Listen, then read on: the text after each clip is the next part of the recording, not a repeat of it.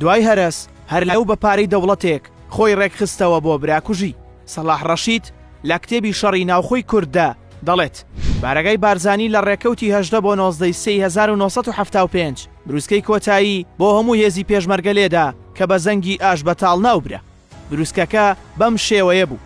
شۆڕش تووشی پلانێکی دووەلی ترسناک بووەتەوە بە جۆرێک ئەستەمە درێژە بە شۆڕش بدرێت.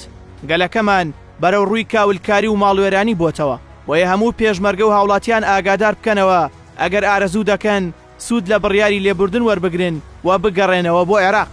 بەڵام دەربارەی کادیر و فەرماندە حیزبیەکان وا باشترە پەنا بەرنەبەر ئێران چونکە ئەگەر بگەڕێنەوە بۆ عێراق هیچ زەمانێکیان نییە. کاتێک بنەماڵەی بارزانی هەڵهاتن بەرەو ئێران هەرچی پارە و پول هەبوو هەمویان لەگەڵ خۆیان برد کە بریتی بوو لە هەموو ئەو یارمەتیانەی کە لە وڵاتانی ئەمریکا، ئێران، ئیسرائیل، سعودیە و ئەوروپا وەریان گرت بوو.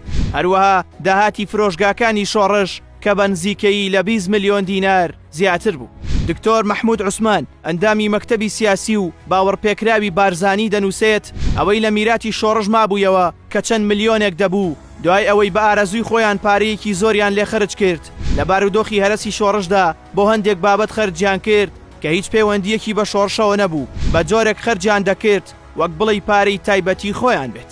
پاش هەرس بارزانی لە چاوپێکەوتنێکدا لەگەڵ میر تاهیری سەرنووسەری ڕۆژنامەی کەیهان لە 3 ساڵی 1975 کە 90 خولەکی خایاندووە دەڵێت کاری من تەواو بوو. ئیتر هەرگیز نامەوێ ببمەوە بەڕابەری کوردەکانی عێراق و هەرگیز بە ئەندازەی ئەمڕۆ هەستم بە تەندروستی نەکردووە. من پشگیری ڕێکەوتنەکانی جەزائیرەکەم بۆ ئەوەی ئاشتی بۆ ئێران بەرقەرار بێت. هەرچی خێری تێدایە بۆ ئێرانیەکان لای کوردەکان جێگەی ڕەزامەندیە. یەکەم هێزکە لە دوای هەرس دروست بوو یەکێتی نیشتیمانی کوردستان بوو. مام جەلال داینەمۆی دروستکردنەکەی بوو. هەروەها کۆمەڵی مارکسی لیرینی کوردستان کە دواتر ناوەکەی خۆی گۆڕی بۆ کۆمەڵی ڕەنجدەرانی کوردستان. ئەم ڕێکخستنە لە سووریا دروست بوو. سووریا ئەو کات مەڵبەندی کۆکردنەوەی هێزی بەربەرەکانی و چەپەکانی عێراق بوو. سووریا زۆر هاوکاری یەکێتی لە بواری لۆجستی و سیاسیدا کرد و هەموو دەرگاکانی بۆ ئاوەڵا کرد. لیبیای قەزافیش هاوکاری مادی و معنەوی یەکێتی کرد. ئەو یارمەتیە زەمینەیەکی باشی بۆ یەکێتی ڕەخساند لە ماوەیەکی کەمدا ڕێخستنێکی فراوان دروست بکات. یەکێتی لە سەرەتاوە کاری لەسەر ئەو توێریە دەکرد کە خەباتی سیاسی و دیپلۆماسی بەبێ پشتیوانی خەباتی چەکداری ئامانج ناهێنێتە دی. دوای ماوەیەک لە دروستبوونی یەکێتی پارتی بە ناوی قیادە موقەتەوە بانگی خۆڕێخستنەوەی بەگوێی خەڵکدادا و هەوڵی داوانی شانی بدات ئەوەی هەرسی هێناوە پارتی نەبووە بەڵکو باڵی ڕاستڕەوی پارتی بووە. لەو قۆناغەدا پارتی مەبدەئی دیموکراتی ناوەندی وەلا نابوو و ڕۆحی بیرۆکراتیانە لە ناوەندی دەستگاکەدا زاڵ بوو. هەوڵدان بۆ کۆکردنەوە و سەروەت و سامان لەسەر حسابی بەرژەوەندی گشتی و لە دەستدانی پەروەردەی شۆڕشگێڕانە سیمای ئەو قۆناغە بوو. یەکێتی لە سەرەتای دروستبوونیدا هێرشی دەکردە سەر پارتی و هەرسی دەخستە ئەستۆی بارزانی.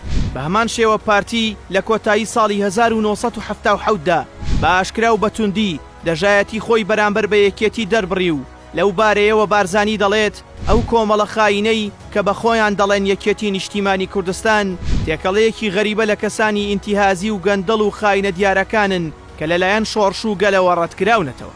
هەردوو هێز دەیانویست خۆیان باڵادەستی یەکەم بن لە کوردستان و دەیانویست ئەوان برا گەورە و خاوەن ماڵ بن و هێزەکانی تر میوان و گوێگر بن و مافی هیچیان نەبێت. ئەم عەقڵیەتە زەمینەی بۆ شەڕی ناوخۆ خۆش کرد لەبەرەوەی هەردووکیان شەرعەتی شۆڕشگێڕیان بە خۆیاندا بوو. هەرەو عەقڵیەتە ژوای کرد کە شەڕی ناوخۆ دروست ببێت و ئەو هەموو کوژرا و ماڵوێرانی بۆ کوردستان لێ بکەوێتەوە.